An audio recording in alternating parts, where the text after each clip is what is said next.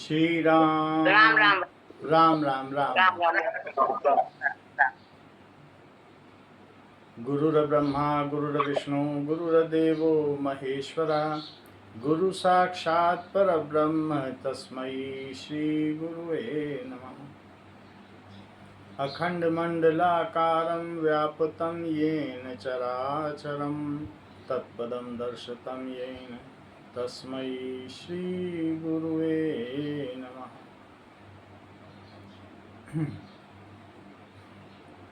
Now, we are at chapter number 14, गुण त्रय विभाग योग।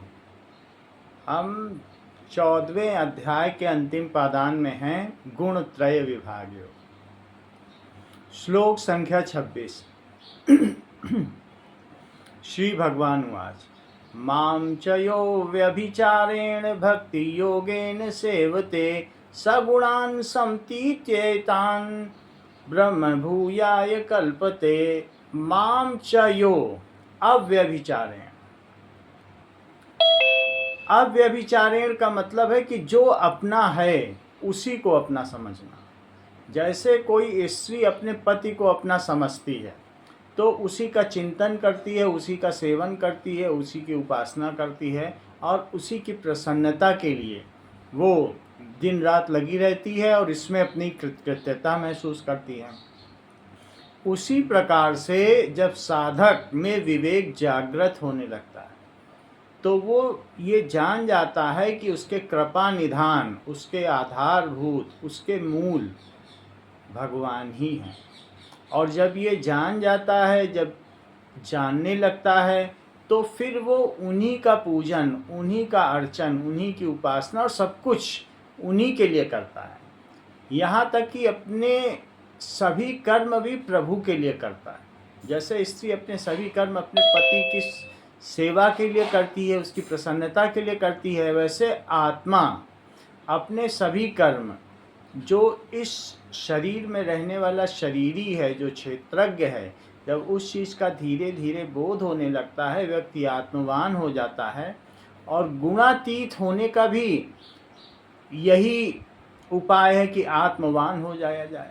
तो जो भगवान में अनन्य भक्ति रखता है, अव्यभिचारिणी भक्ति, जैसे स्त्री कई लोगों का सेवन न करे, सबके पास न जाए, अपने पति के तो कहेंगे बड़ी पतिव्रता है, ऐसी स्त्री है। तो उसी तरीके से हमको भी जो हमारा है उसी से ही हमको नाता समझना चाहिए, और जो हमारा नहीं है तो जो विजातीय तत्व है, जो संसार है, उससे हमारा कोई स्वतः सहज संबंध नहीं है और प्रभु के साथ सहज संबंध है। तो संसार के साथ संबंध जोड़ना ये व्यभिचार दोष कहलाता है। तो माम च यो अव्यभिचारेण, जो मुझसे अव्यभिचारिणी भक्ति करता है, यद्यपि इस शरीर को बरतता है, क्योंकि शरीर मैंने ही दिया है और उत्थान के लिए दिया है। तो दो चीज़ें होती हैं, एक कामना होती है और एक आवश्यकता होती है। कामना कभी पूरी नहीं हो सकती, कामना की बेल बढ़ती रहेगी और वो पूरी नहीं होगी। कामना विषयों की होती है, और विषय का मतलब जो भोग को, हमारे भोग को पूरा करें, उन्हें विषय कहते हैं।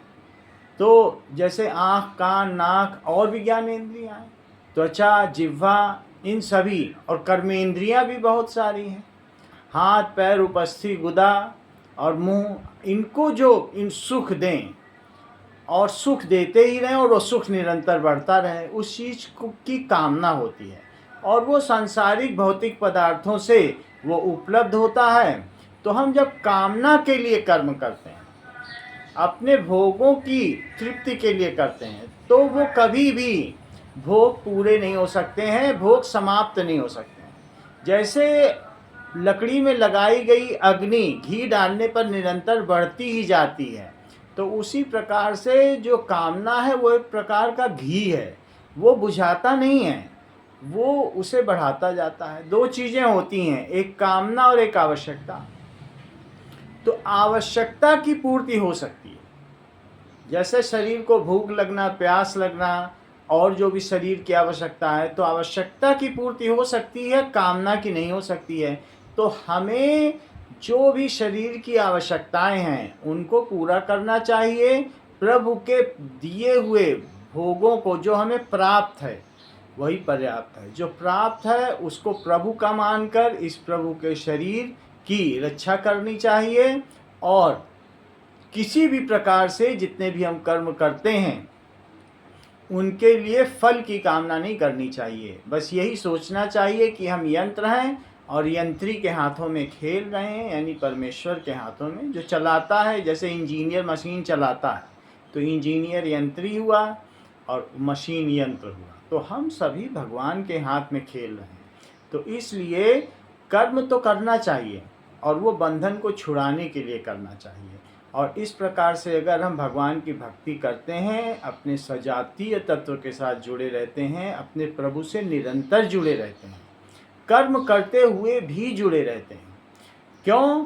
क्योंकि हम हर भोग के पीछे धन्यवाद तेरा प्रभु तू दाता सुख भोग, सारे स्वादु भोज का रसमय मधुर सुयोग, विविध व्यंजन भोज सब तू देवे हरिया, और खान पान आमोद सब तेरा ही सुप्रताप। भोगों को भी प्रभु से स्वीकार करना है, क्योंकि वो प्रभु की ही महाशक्ति है जो सब तरफ सर्वत्र दिखाई पड़ती है।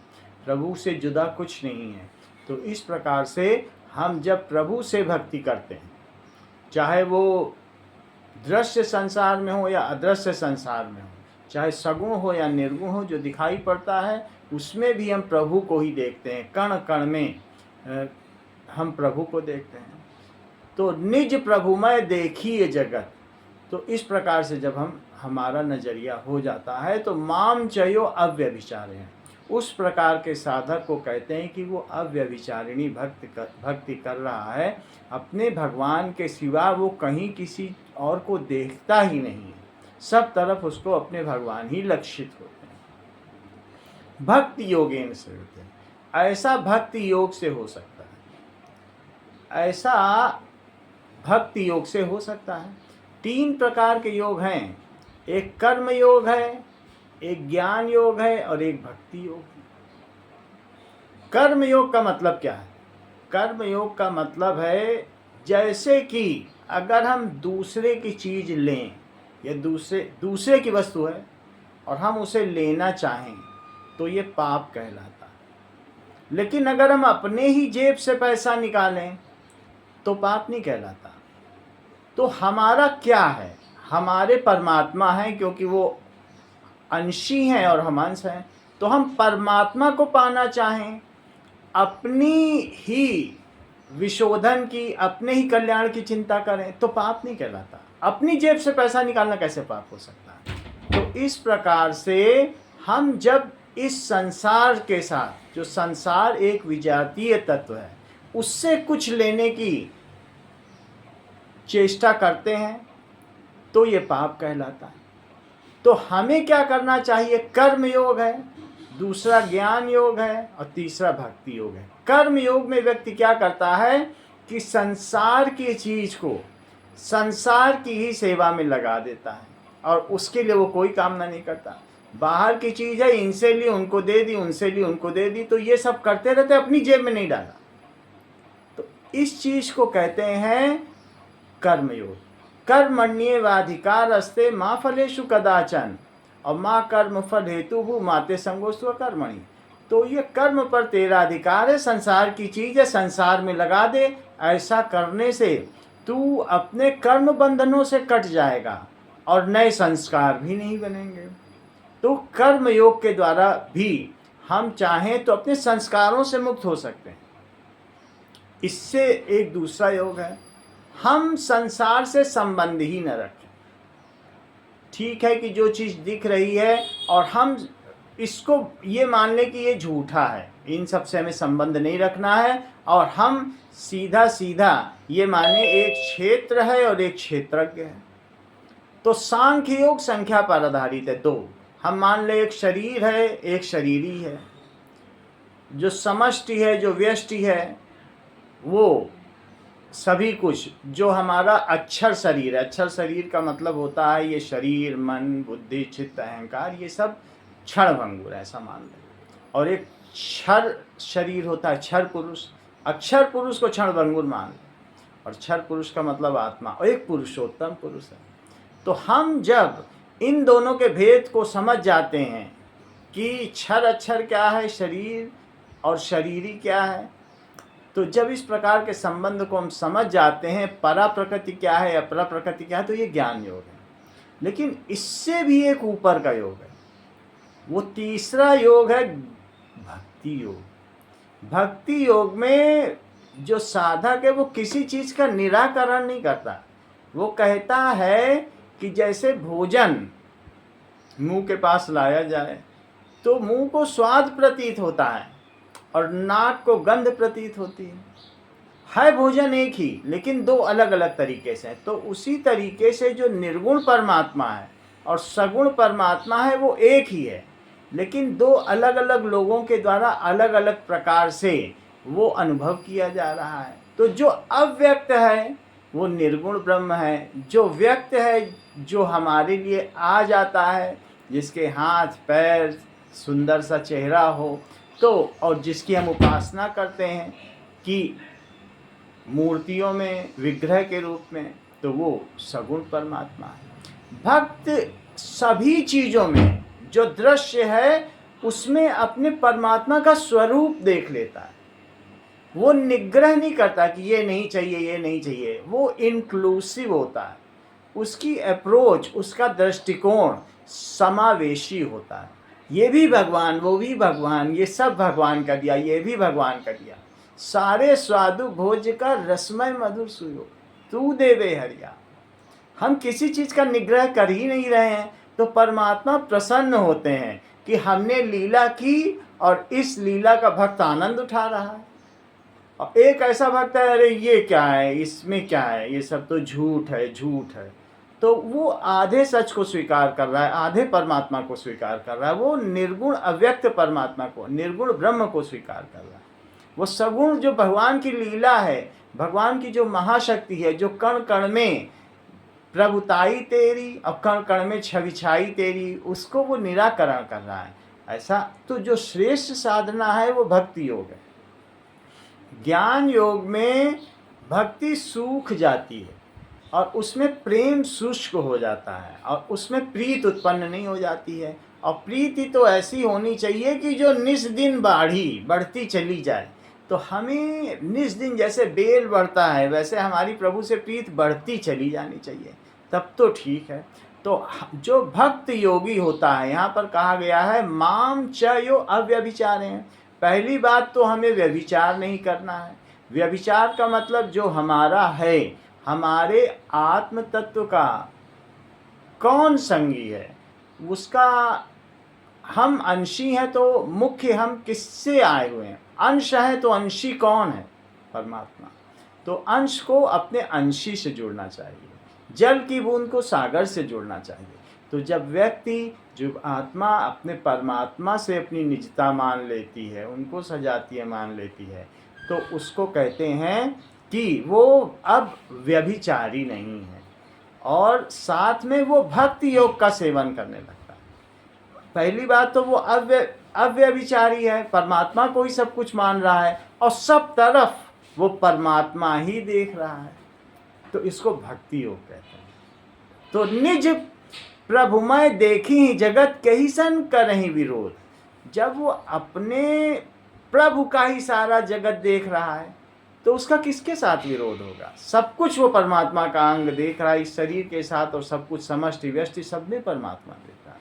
तो जो ऐसा हो जाता है, जो भक्ति योग कर लेता है, तो सगुणान समतीत्यतान, वो इन सभी गुणों को समतीत्य अतिक्रमण कर जाता है, फिर वो गुणातीत हो जाता है। गुणातीत के 14वें अध्याय के लक्षणों में भी है सगुणान समतीत्य, वो इन गुणों को अतीत्य, इनका अतिक्रमण कर जाता है।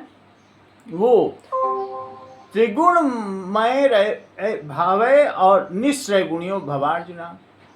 तो ये त्रिगुणमयी ये जगत है, इस और अर्जुन तू गुणातीत हो जा, गुणों से रहित हो जा। तो गुणातीत होने का क्या उपाय है कि हमें भक्ति योग करना है, पर पुरुषोत्तम के चरणों में माथा टेकना है, उन्हीं से प्रीति बनाए रखनी है और उन्हीं से अपनी सजातीयता हमेशा बनाए रखनी है, उनकी प्राप्ति का उपाय सोचना है, उनके चरणों में समर्पण करना है। तो सगुणान समतीत्य, वो इन गुणों को अतिक्रमण कर जाता है। और ब्रह्म भूयाय कल्पते, और ब्रह्म भूयाय, ब्रह्म प्राप्ति कल्पते का पात्र हो जाता है।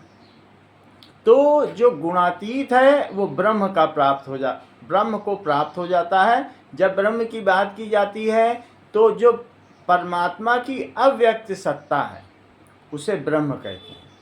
तो वो उस ब्रह्म को कहेंगे निर्गुण ब्रह्म। तो यहाँ पर निर्गुण ब्रह्म की बात कही गई है, तो वो निर्गुण ब्रह्म को प्राप्त हो जाएगा। और साथ में भक्ति योग करता है तो भगवान अपनी लीलाएं उसके लिए और बढ़ा देते हैं, अपने और मधुर स्वरूप में उसके सामने आते रहते हैं। तो सगुण ब्रह्म को भी प्राप्त हो जाता है, वो ब्रह्म को प्राप्त हो जाता है। परमात्मा के दो रूप हैं, एक निर्गुण ब्रह्म और एक सगुण ब्रह्म। देखा जाए तो ये जो सारी लीला चल रही है ये प्रभुमय ही है। वास्तव में ये सगुण रूप में परमात्मा लीला कर रहे हैं। और अगर हम इसमें गहरे में देखें तो हमें परिलक्षित होता है कि कण कण में प्रभु हैं। ऐसा बहुत भक्तों को आनंद ये पहले भी दिखाई पड़ा है, तो हमें भी दिखाई पड़ने लगता है। हम ऊपर ऊपर से देखते हैं, इन दृश्यमान आँखों से, इन इंद्रियों से उस अंतर्भूत परमात्मा को नहीं देखा जा सकता, लेकिन अगर हमारा दृष्टिकोण सम्यक हो तो वो दिखाई पड़ जाते हैं। ऐसी स्थिति में हमारी दृष्टि दिव्य हो जाती है और हम प्रभु को देखने लगते हैं। तो गुणातीत होने का तो यही तरीका है कि हम भक्ति योग करें। भक्ति योग श्रेष्ठ, ज्ञान योग से श्रेष्ठ है, इसमें किसी का निराकरण नहीं होता और निरंतर प्रीति प्रभु से बढ़ती जाती है। और रस का रस है, जैसे रस भरा आम, तो रसीला आम ज़्यादा अच्छा होगा कि सूखा आम, तो उस प्रकार से उसी में मज़ा आता है। तो जब भक्ति करते हैं तो वो बढ़ती जाती है, हमारी तरफ से भी और प्रभु की तरफ से, दोनों तरफ से बढ़ती चली जाती है। हम प्रभु के एक पक्ष का, जैसे हेड और टेल होता है, हम हेड को छोड़ दें और कहीं टेल देखेंगे, तो ऐसे सिक्के के एक पहलू का हम इस तरीके से डिस्कार्ड नहीं करते, उसको हटा नहीं देते, हम दोनों को लेके चलते हैं। परमात्मा ही सब कुछ है, परमात्मा के सिवा इस सृष्टि में है क्या? कुछ भी ऐसा नहीं है। जब हम ये बोलें कि हम नर हैं तुम नारायण हो, तो नर भी नारायण है, नर को अलग न रखें, इसके बीच में अहम का पर्दा न डालें। ये भावना तब भी होनी चाहिए कि नर ही नारायण है। हम नर हैं तुम नारायण हो और हम नारायण हैं तुम नर हो, उतना भी पर्दा गिर जाए, सब कुछ एक घाल मेल हो जाए, तो वहाँ पर फिर जो द्वंद्व है वो मिट जाता है। और फिर द्वंद्व मिट जाए, निर्द्वंदो नित्य सत्वस्तु। द्वंद्व के मिटने पर, जब चीज़ें दो ना दिखाई पड़े, जब एक ही दिखाई पड़ने लगे, जब मीरा और कृष्ण दो ना दिखें, एक ही हो जाए, तो ही तो सारूप्य होगा, तो ही तो सायुज्य होगा, तभी तो सालोक्य होगा, तभी तो साधर्म होगा। तो जो भक्त है, जो भक्ति योग से मेरी सेवा करता है, सेवते का मतलब है मेरी सेवा नहीं करता, सब जगह जो प्राणियों की सेवा कर रहा है, मेरे शरीर की भी रक्षा कर रहा है। तो कर्षयंता शरीरस्थम मामो पैशसिनित सा, जो मेरे शरीर को कष्ट देता है वो मुझे ही कष्ट देता है। शरीर को भी अच्छा रखना है, अच्छी अच्छी चीज़ें, इसकी आवश्यकता की पूर्ति करनी है, इसके भोगों की पूर्ति नहीं करनी है। क्योंकि इसमें अगर हम कामना का घी डालेंगे तो लकड़ी में आग लग जाएगी और ये शरीर नष्ट हो जाएगा। और इसी शरीर में तो ही आत्मा का अपने पुरुषोत्तम से, परमात्मा से मिलन होना है। तो इस मौके को, जो वैसे तो 3 लोक हैं, देवलोक है, मनुष्य लोक है और तिर्यक लोक है। तो जो देवलोक है वो ऊर्ध्व लोक है, जैसे ब्रह्मा तक के लोकों को देवलोक कहा जाता है। जब हम अच्छे कर्म करते हैं, हमने कर्म किया और सतोगुण के भाव से किया कि इसकी सेवा हो जाए, देखो भला कर रहे हैं, देखो हम कितना अच्छा काम कर रहे हैं, सेवा कर रहे हैं, लेकिन हम बंधन से बंध रहे हैं, हमारा उसके अंदर सतोगुण व्याप्त है। देखो हम भलाई कर रहे हैं, कितना कितना इन सबका हमने कल्याण किया, धर्मशाला बनवाई, तो वो ऊंचे लोकों में जाएगा। और अगर हम किसी का बुरा कर रहे हैं तमोगुण से इसका वो हो, बुरा हो, ऐसा हो, वैसा हो। तो ऐसे में हम तिर्यक लोकों में जाते हैं। जो नीचे के लोग हैं, कीट पतंग विहंग, हम वो सब बनेंगे। अच्छा, वो सब बनने पर हम अगर दूसरे का बुरा करेंगे तो जैसा भाव होगा वैसा हम बनेंगे। तो नीचे के भी लोग हैं, ऊपर के भी लोग हैं, वहाँ पर कोई भी कामना करने पर हमें संस्कार नहीं बनते। मनुष्य लोक में अगर हम रजोगुण से प्रेरित हैं कि हम काम करेंगे, इसका हमें पैसा मिलेगा, फिर हम व्यापार में लगाएंगे, तो रजोगुण तो मनुष्य लोक में आएंगे। हमें किसी से मतलब नहीं, हम अपने लाभ की देख रहे हैं, उसका हमें फ़ायदा मिलेगा, हम मज़ा करेंगे, आनंद करेंगे, तो फिर से मनुष्य लोक में आएंगे। और अगर हम सोचते नहीं हम अच्छे कर्म करेंगे तो ब्रह्मलोक में जाएंगे। ब्रह्मलोक में जाएंगे तो वहाँ पर कुछ भी भावना करने से संस्कार नहीं बनता, वहाँ सारे भोगों को भोग कर लौटा जा सकता है। मनुष्य लोक ही एक ऐसा है जहाँ पर हम कर्म करते हुए संस्कारों से मुक्त हो सकते हैं, फल की इच्छा न की जाए और कर्म को ये माना जाए कि प्रभु की शक्ति के सहारे हो रहा है। तो ये करते हुए हम प्रभु तक को प्राप्त कर सकते हैं। और ये चीज़ करने में हम फिर गुणातीत भी हो जाते हैं। तो इस प्रकार से हमें कर्म करना चाहिए। छोटे लोगों में जो नीचे के लोग हैं, कीट पतंग के लोग हैं, वहाँ तो वो ऊंचे उठ रहे हैं धीरे धीरे अपने कर्मों को कर करके। वहाँ पर भी कामना करने से कोई संस्कार नहीं बनता, मनुष्य लोक में ही संस्कार बनता है। न ऊपर के लोकों में कामना करने से संस्कार बनता है, देव लोकों में कामना तो होती ही नहीं है, भोग ही इतने सारे हैं। और नीचे के लोकों में भी, मनुष्य लोक में कामना करने से संस्कार बनेगा। उसी के हिसाब से हमारी 3 अलग अलग लोक या योनियाँ डिसाइड होगी कि कैसे हम ब्रह्मलोक जाएंगे या मनुष्य लोक जाएंगे या तिर्यक लोक जाएंगे। तो हमें कर्म सम्यक दृष्टि से करना चाहिए, भगवान की शक्ति के सहारे, भगवान के लिए करना चाहिए। और सब तरफ ईश्वर हैं, ऐसी दृष्टि रखनी चाहिए। जो ये भक्ति योग करता है वो सहज में ही गुणातीत होता चला जाता है। तो अगला श्लोक है ब्रह्मणो हि प्रतिष्ठाहम् अमृतस्याव्ययस्य च शाश्वतस्य च धर्मस्य सुखस्य एकान्तिकस्य च। ब्रह्मणो हि प्रतिष्ठाहम्, ब्रह्मणो ही प्रतिष्ठा अहम। तो ब्रह्म का प्रतिष्ठा, ब्रह्म का आश्रय मैं ही हूँ। ये जो निर्गुण ब्रह्म दिख रहा है, जो अव्यक्त दिख रहा है, जो अनादि दिख रहा है, उसका आश्रय मैं ही हूँ। वो ही मेरा एक पक्ष है। जैसे हेड और टेल होता है तो उसी तरीके से सिक्के के जैसे 2 पहलू होते हैं। तो उसी प्रकार से जो निर्गुण ब्रह्म और सगुण ब्रह्म, ये हमारे 2 पहलू हैं।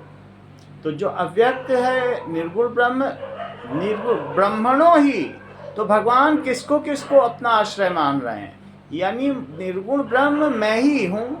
प्रतिष्ठा अहम अमृतस्याव्ययस्य च, जो अमरता अव्यय अमरता है उसका आश्रय भी मैं ही हूँ। अव्यय अमरता, जहाँ जाने पर मनुष्य फिर से कभी भी व्यय नहीं होता, उसका कभी भी ह्रास नहीं होता, वो क्षय नहीं होता, वैसे का वैसा रहता, ऐसी अमरता प्राप्त हो जाए, वो आत्मा की अमरता है। आत्मज्ञान होने पर ऐसा हो जाता है। अमृतस्य व्ययस्य च, अमृता और अव्ययः च, तो अव्यय अमरता मैं ही हूँ। शाश्वतस्य च धर्मस्य, शाश्वत धर्म और शाश्वत धर्म। शाश्वत धर्म कौन सा है? जिसका कोई भी पैगंबर ना हो, जिसका कोई बनाने वाला ना हो, तो सनातन धर्म। जो सनातन धर्म है वह भी मैं ही हूँ। सनातन धर्म में वेद आते हैं, उपनिषद आते हैं, पुराण आते हैं। वेदों में 1 लाख मंत्र हैं, जिसमें से 80,000 मंत्र ऐसे हैं जो कर्म कांड पर आधारित हैं कि ये कर्म करोगे तो ये फल मिलेगा। 16,000 मंत्र ऐसे हैं जो भक्ति, भगवान की भक्ति और उपासना पर आधारित हैं। और 4,000 मंत्र ऐसे हैं जो बिल्कुल मोक्ष दिलाते हैं हमको अंतिम स्थिति के लिए। तो धीरे धीरे कर्मकांड से शुरू होकर के चारों वेदों में कुल 1 लाख श्लोक हैं। धीरे धीरे ये हमें मोक्ष की ओर ले जाने वाले। तो क्रमशः जो व्यक्ति है मोक्ष को, उसी के लिए भगवान ने कहा है कर्मण्येवाधिकार अस्ते माँ फलेषु कदाचन माँ कर्म फल हेतु माँ ते संगोस्तु कर्मणि। तू कर्म के फल वाला मत हो और ना ही तेरी अकर्म में आसक्ति हो। ब्रह्मणों ही प्रतिष्ठा है। तो ब्रह्म का आश्रय मैं ही हूँ। अव्यय अविनाशी अमृत और शाश्वत धर्म का और सुखस्य एकांतिकस्य चा, और मैं एकांतिक सुख, जो अत्यांतिक सुख भी कहा जाता है, जो अक्षुण्य सुख भी कहा जाता है, उसका भी आश्रय मैं ही हूँ। तो मैं ही सब कुछ हूँ। और जब मैं ये कह रहा हूँ कि ब्रह्म भूयाय कल्पते, तो इसका मतलब है कि वो मुझको ही प्राप्त होता है। तो जो मेरा भक्त है वो और कहीं नहीं जाता। अंततः जो इस प्रकार से भक्ति करता है तो वो मुझको ही प्राप्त होता है। इस प्रकार से भगवान 14वें अध्याय में गुणातीत के गुणत्रय विभाग्यो, गुणातीत के लक्षण बताते हैं और कौन कौन से 3 गुण हैं, उनको करने वाला किस किस प्रकार से उसकी गति होती है, उसके क्या क्या लक्षण हैं, सतोगुण के क्या लक्षण हैं, तमोगुण के क्या लक्षण हैं, रजोगुण का पालन करने वाला कैसा होता है, उसके क्या लक्षण हैं, तो उसके बारे में बताते हैं। अब इसके आगे आता है अध्याय 15, जिसे पुरुषोत्तम योग कहते हैं। तो अब भगवान यहाँ पर जो 2 उपासक होते हैं उनमें बताते हैं कि सगुण उपासक सर्व ज़्यादा श्रेष्ठ, निर्गुण उपासक से ज़्यादा श्रेष्ठ सगुण उपासक है। और ये संसार किस प्रकार का है। संसार को पुरुषोत्तम योग में उल्टे वृक्ष के समान बताया है, जिसमें जड़ ऊपर है। संसार की रचना के बारे में बताते हैं, जिसमें मूल ऊपर है, शाखाएं नीचे हैं और शाखाओं में पत्तियां हैं। तो संसार को भगवान ने पीपल के वृक्ष के समान बताया है और कहा है संसार का मूल मैं ही हूँ। और इसकी जो अधः शाखा है वो ब्रह्मा है।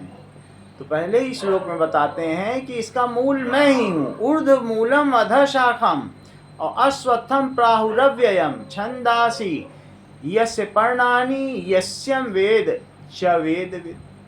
तो ऊर्ध्व मूलम, सबसे ऊपर मैं ही हूँ। मैंने ब्रह्मा को बनाया जो इसकी नीचे आने वाली शाखा है। ब्रह्मा ने मेरे आदेश से इस प्रकृति को स्वीकार किया, मेरी ही प्रकृति को, और इस प्रकृति से उन्होंने गुणों की रचना की। और गुणों की रचना हुई तो उससे बहुत सारे शरीरों की रचना हुई। तो गुणों का जो 3 गुण है उसका कारण शरीर है, मन बुद्धि चित्त अहंकार, ये सब उससे बनते चले गए। तो एक करण होता है, एक कार्य होता है। ब्रह्मा यदि करण है तो ब्रह्मा का कार्य प्रकृति है। प्रकृति यदि करण है तो प्रकृति का कार्य 3 गुण है। 3 गुण यदि करण है तो उसका कार्य ये अनेक प्रकार की विभूतियाँ, जो अलग अलग योनियों में जन्मे लोग हैं। तो ब्रह्मा गुणातीत है। क्यों? क्योंकि जैसे आँख है उसका कार्य दृश्य है, उसका कार्य दृश्य देखना है। तो दृश्य आँखों को बांध नहीं सकता। जैसे पेड़ है वो आँखों को बता नहीं सकता ही किसकी आँखें, लेकिन आँखें बता सकती हैं पेड़ कैसा। तो कभी भी जो कार्य है वो करण के बारे में कुछ नहीं पता कर सकता। इस प्रकार से ये मन बुद्धि चित्त अहंकार ये सब चाहें तो ये चाह कर भी ये, क्योंकि गुणों के कार्य हैं, गुणों के बारे में नहीं बता पाएंगे। गुण प्रकृति के बारे में नहीं बता पाएगा, प्रकृति ब्रह्मा के बारे में नहीं बता पाएगी, और ब्रह्मा परमात्मा के बारे में नहीं बता पाएंगे। और परमात्मा का ही एक तत्व आत्मा है। इसलिए हमारी आत्मा मन बुद्धि चित्त अहंकार तन और प्राण इनसे परे है। कभी भी ये लोग ये सभी चीज़ें जो अंतःकरण या बाह्यकरण हैं ये हमारे आत्मा के बारे में बता ही नहीं सकते, न वहाँ तक इनकी गम्यता है, जाना भी है। तो इस तरीके से प्रभु यहाँ पर बता रहे हैं कि किस प्रकार से ये जो पीपल का वृक्ष है मैं ही इसका मूल हूँ और ये मेरे ही द्वारा सिंचित है, जिसके बारे में अगले सत्र में अगले मंगलवार को विस्तार से चर्चा होगी। श्री राम।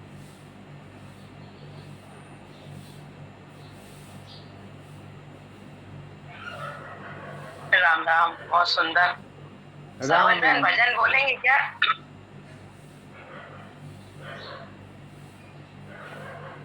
कौन बोलेगा?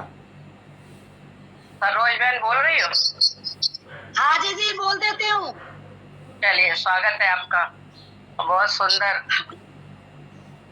नित्य पाठ करते हैं हम लोग 14वें अध्याय के। शिव कुमार ने बहुत अच्छे से समझा दिया। गुरुदेव भगवान ने गुणातीत लक्षणम नित्य पाठ करने के लिए कहा। एक एक श्लोक बहुत अच्छे से स्पष्ट किया और हम लोग बस सुने और मने। कोई कहा जाता है सुने कन्वर, गुने मनवर, करें टनवर, तो वही लगता है। दीदी राम राम चरण पर। सरोज बहन आपका स्वागत है। राम राम भैया। राम राम मासी जी, सबको राम राम। चलो अच्छा है, घर बैठे सत्संग मिल जाता है भाई जी का, तो बहुत अच्छा है, मन खुश हो जाता है। श्री राम। राम नाम के हीरे मोती मैं बिखराऊं गली गली, ले लो रे कोई राम का प्यारा, शोर मचाऊं गली गली।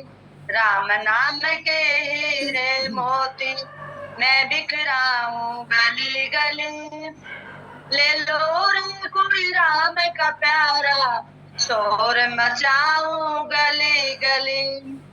माया के दीवानों सुन, एक दिन ऐसा आएगा, धन दौलत ये माल खजाना यहीं पड़ा रह जाएगा।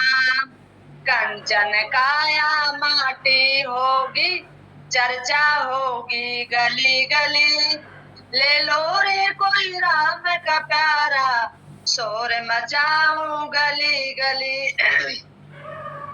क्या करता है मेरा मियां, यह तेरा मकान नहीं, झूठे जग में फंसा हुआ है, वो सच्चा इंसान नहीं। 2 दिन का ये चमन खिला है, अंत में होगी चला चली, ले लो रे कोई राम का प्यारा, शोर मचाऊं गली गली। जिन जिन ने ये मोती लूटे वो तो माला माल हुए, धन दौलत के बने पुजारी आखिर वो कंगाल हुए। चांदी सोने वालों सुन लो, बात सुनाऊं खरी खरी, ले लो रे कोई राम का प्यारा, शोर मचाऊं गली गली। दुनिया को तू कब तक बदले अपनी कहता जाएगा, ईश्वर को तो भूल गया है, आखिर में पछताएगा। राम नाम के हीरे मोती मैं बिखराऊं गली गली, ले लो रे प्यारा, शोर मचाऊं गली गली। राम राम।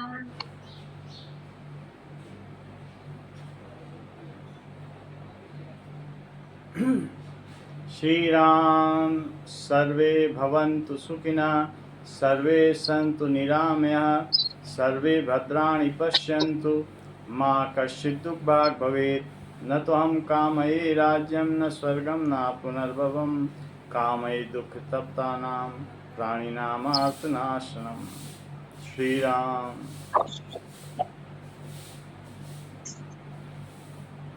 बहुत अच्छा समझाया शिव कुमार, बहुत आनंद आया। काफी।